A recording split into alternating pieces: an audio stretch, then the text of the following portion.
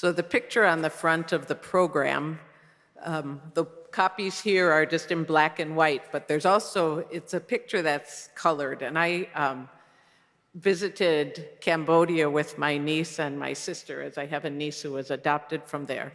And there was a man selling cards that he was painting on just copy paper outside one of the temples, and I had picked up that card. But as Liz Strand and I were talking beforehand, she said, he kind of looks like Don Quixote. I thought, that's great, Don Quixote on a bike. Dream the impossible dream. So as many of you know, I'm part of a Franciscan community of Little Falls, Minnesota. Yes, Minnesota? Our Franciscan community is made up of 70 vowed women and 240-some women and men in the US and Latin America who are associates. We are people of various faiths and practices, people from various walks of life who are inspired by the faith, spirit, and values of Francis of Assisi. And we aspire to live them out loud and in full color. Some of us even call ourselves faithful fools. We are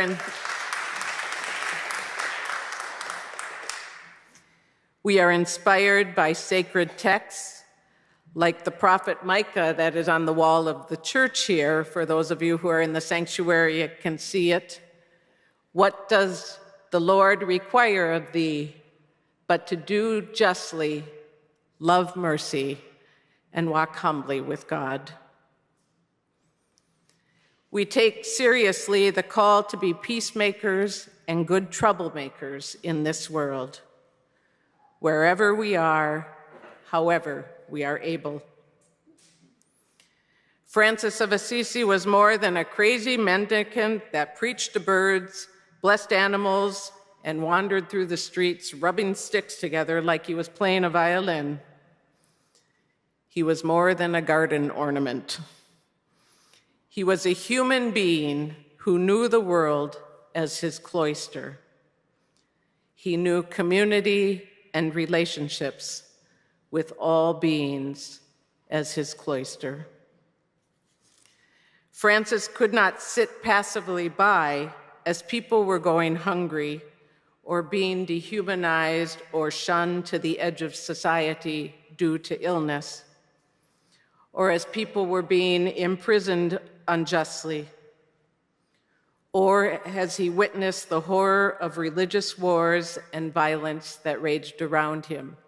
He lived during the time of the Crusades. As a passionate follower of Jesus, his mandates came from the Gospels. Sell all and give it to the poor. Do unto others what you would want them to do unto you. Love your enemies. Do good to those who hate you. A quote often associated with Francis: preach at all times, and when necessary, use words.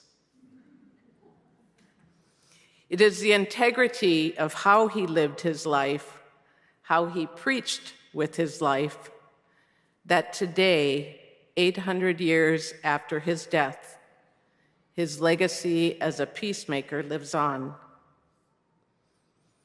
As he sent followers into the world, into the streets, and his Spirit continues to send us, he told them to greet people with peace and live among them as brothers, as siblings, as relatives. He was known to say to his followers and townspeople, while you are proclaiming peace with your lips, be careful to have it even more fully in your heart. While we proclaim peace with our lips, may we be careful to have it even more in our hearts.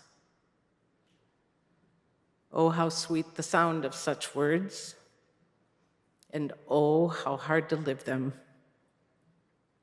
It isn't any easier for us now than it was for Francis and his followers in the 1200s.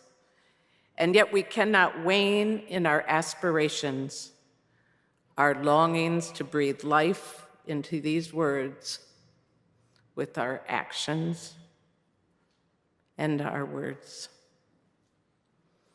The story is told that as Francis laid on his deathbed, he said to the people around him, to his brothers, "I have done what is mine to do.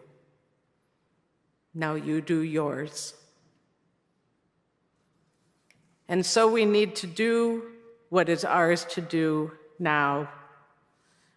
We cannot afford to give way to despair, even though it is tempting as violence and violations in so many forms are raging near and far. I and we need to walk our talk, live our faith and principles, and social justice proclamations out loud for the long haul. As many are already doing, give rides, donate food, resist, march with peace in our hearts, cry and be angry at times and feel grief at what we witness. Have your power tools, maybe a purple nose or earrings from Cambodia that were made out of bullet shells from the war there. Maybe purple shoes. March with peace in our hearts.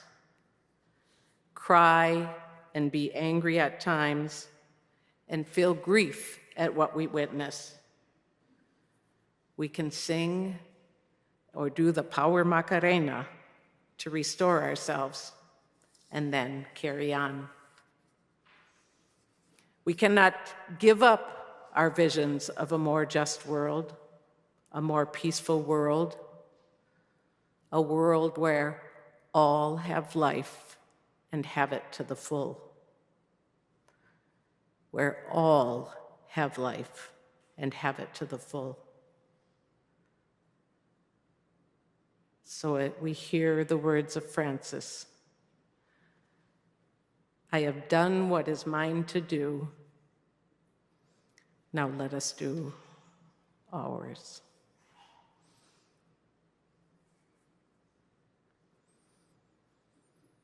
So I invite you now into a time of meditation. Feel your feet firmly placed, wherever that may be. Or you may want to even place your hand on your heart, where it is that we seek to have peace. This is also a time to remember those who have gone before us. And if you have lost someone close to you in the past year, we invite you to stand or raise your hand in silent witness to this loss.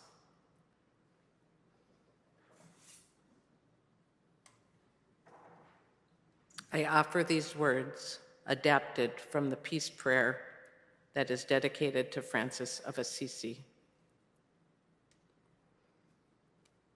May I be an instrument of peace. Where there is hatred, let me sow love. Where there is injury, let me sow pardon. Where there is doubt, let me sow faith. Where there is despair, let me sow hope. Where there is darkness, let me sow light. And where there is sadness, let me sow joy. So let us sit and listen for a moment within ourselves of what is ours to do.